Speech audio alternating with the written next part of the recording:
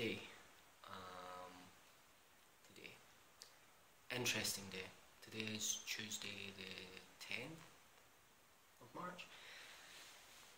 I was very anxious about today because I would be returning to immigration, where I've been having a complete nightmare, and also continuing to pursue the recommendations from the ministries that I applied to. Now, this morning I went to the Ministry of Community Development first in order to serve the documents that I was asked to provide, in addition to everything else, by the officer from that ministry. I went in with the documents, and before she'd even take them out of my hand, she then told me something else I need to do. She said I now needed to submit a letter to some other officer within the ministry. I ended up cutting her off and explaining to her that the procedure I am following has been well laid out. It is within legislation. I have analysed it, I have broken it down, and I have fulfilled every requirement, and explicitly just said to her, I need a piece of paper from this ministry, signed, that says that you recommend Africa on the ball for NGO status. That is it. Then she went on and started saying, oh no, but we need this, we need this, we need this. And I said, look, you have already made it clear to us that when we reach registration, you want to work closely with us in order to set up some sort of referral system for people to take part in the project. I had outlined to her previously that that would be a board decision and it would be post NGO status. But I says to her, if you're wanting to do that, then you're going to need to help us. We need this very soon because it needs to get submitted and the outcome of it rendered prior to me leaving this country. So I've only got about 8 weeks left, which, when it comes to movement within government ministries here and government offices, that's not a long time for anything to get done. So I say to her, I came out with it and said I have already submitted a request to the Ministry of Sport, and I will go with whichever ministry gets back to me first. She told me the letter should be ready by Friday. I doubt it. I don't think it will.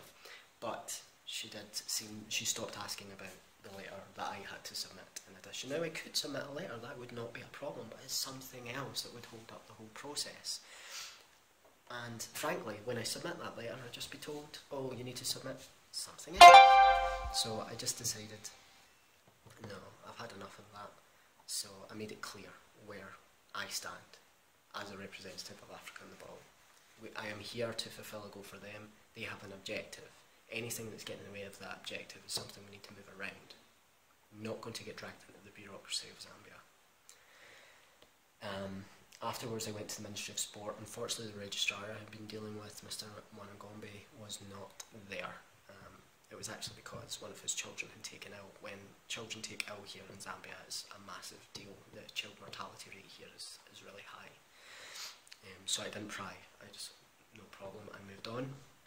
I then came to the office to do some work. Grieving, the legal assistant, he had to go out and serve letters of demand and things like that to some people across the city. He asked me to help him with it. I said okay, but as long as we can stop by immigration. I was dreading it. I went into immigration. I sat down in front of the officer who has been ignoring my calls for over a week, and I refused to leave. He asked me what my problem was. I said my problem is that I've been waiting over a month for my temporary employment permit. The extension of my visa is about to expire, and on top of that I keep getting given wrong information. I keep getting told it will be ready or available on particular dates, and then people claim complete ignorance. He ended up trying to essentially brush me off. I may have created a scene. I'll paint a picture. The immigration office is, like most offices within Zambia, tiny, with a lot of people in it. It's a maze of desks, a real maze of desks, and there's just lots and lots of people standing about. Because it's the immigration office, there's a lot of foreign nationals standing about. If I'm in the queue, for instance, to be seen by an officer, there is no queue, there is no outside the office. I'm standing directly behind the person who's getting dealt with, and then behind me there's a line of people, so it's just one after another. I brought that place to silence when I kicked off. I started using the word refund, I started using the word entrapment, I started using the word theft. He wandered off. He came back about 15-20 minutes later. I think he was surprised I was still sitting there. And eventually he said, come back tomorrow at 14 hours to pick up your permit. I looked him dead in the face. And he says, I'll be here tomorrow at 14 hours.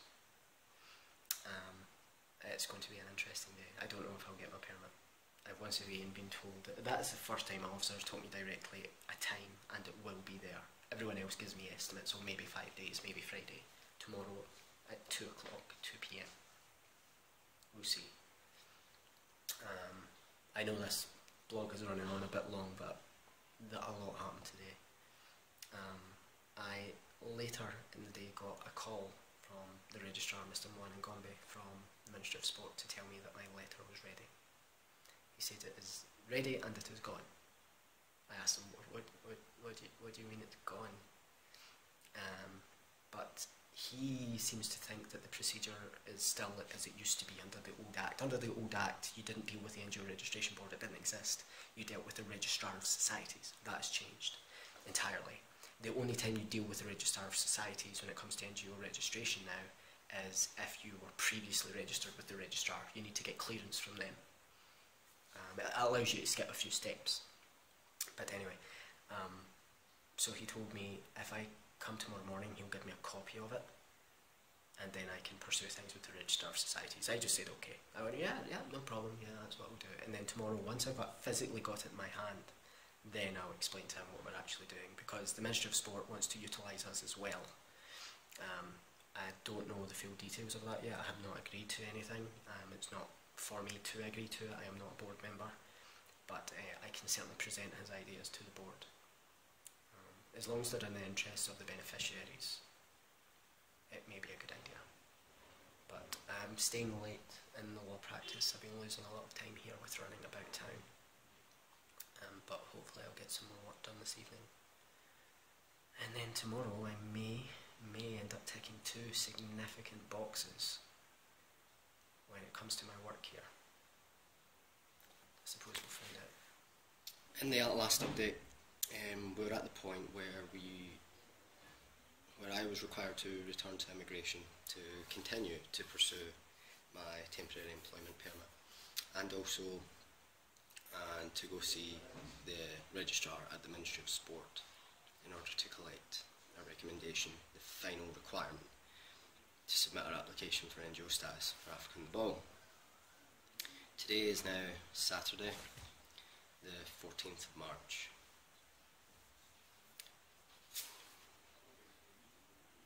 Temporary employment permit. I wish I could say that it was just a matter of me showing up at 14 hours and collecting it, but it wasn't. It was a complete drama. It took about 2 hours. I went to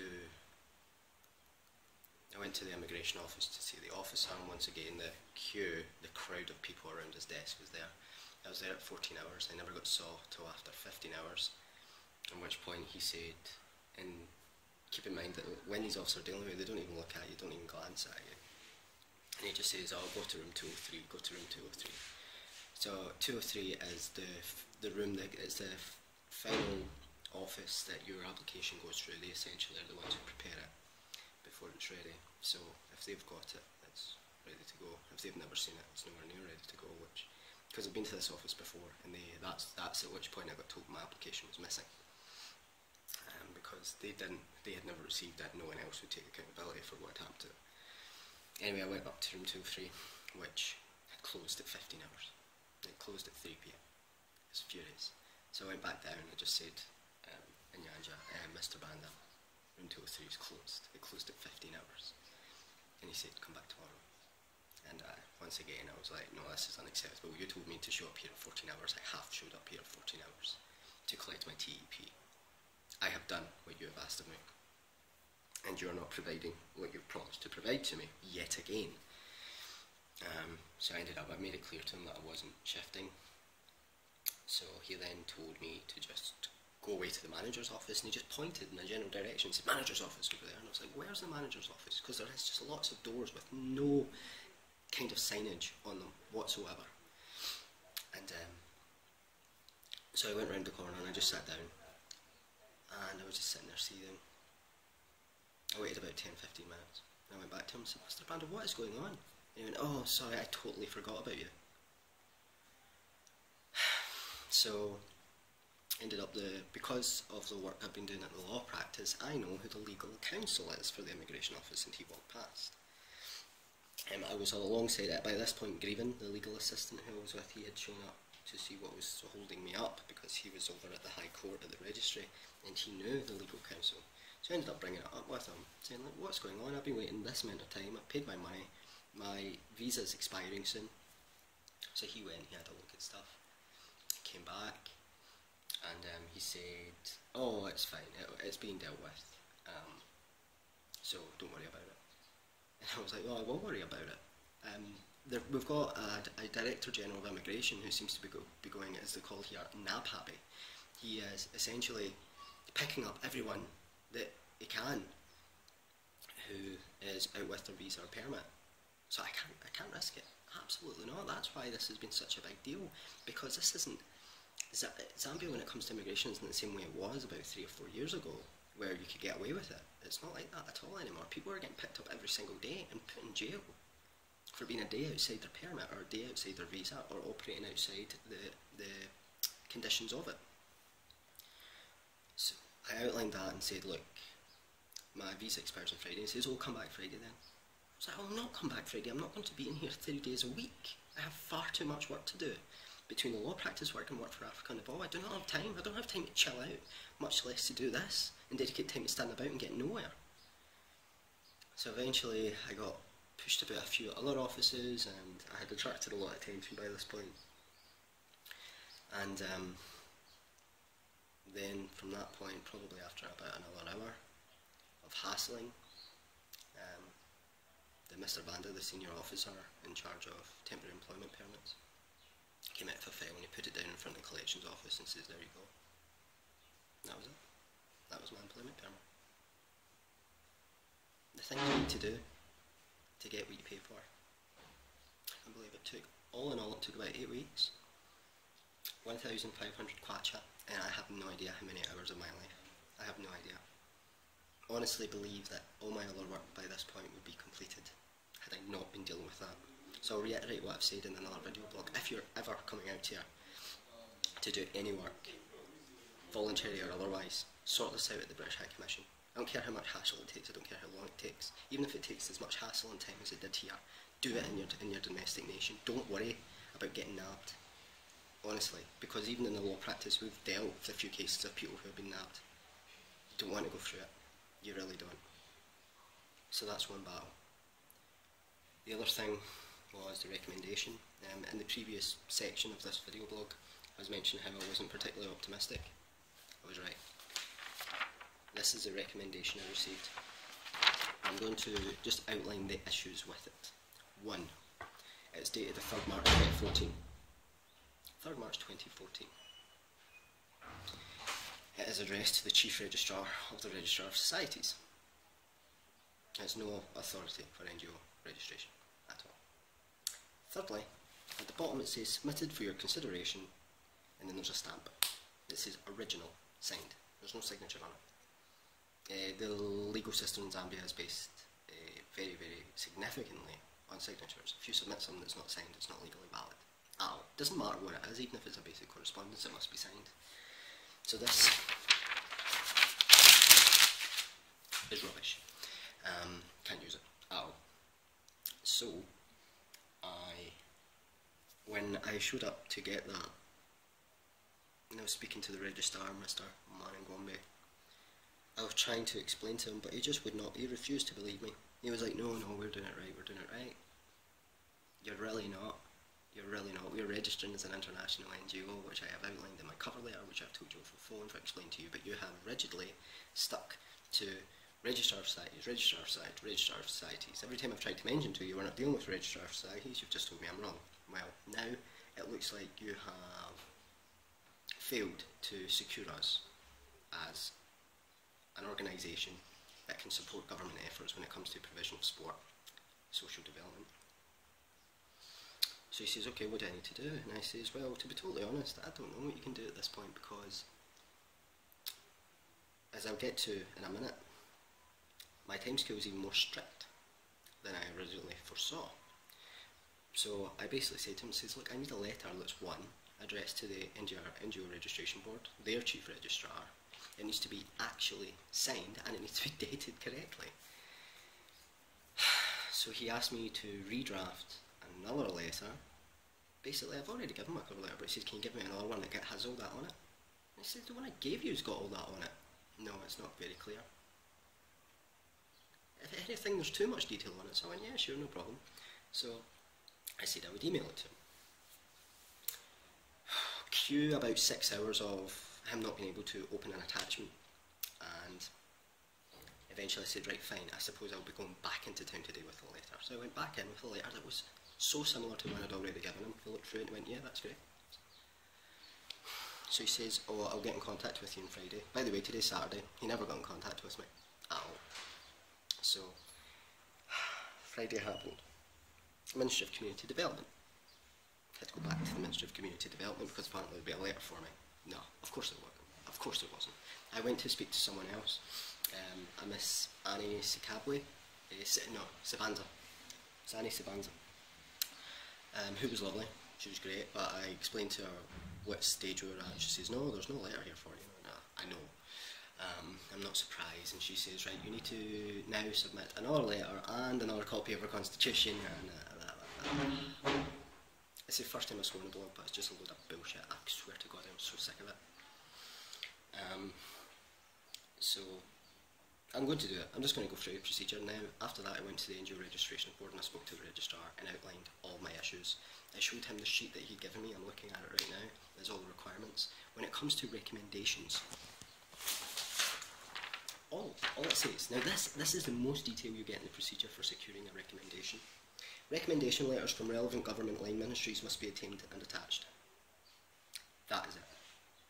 No one you speak to, procedure you follow, how long it takes, nothing. Even the form required, nothing. So I went to the NGO Registration Board and explained it to them, just like, look, I can't do it in the time limit.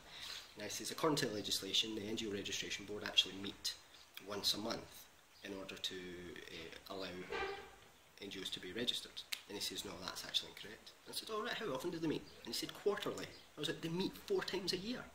He went, yeah. When's the next time they're meeting? He says, the end of next week.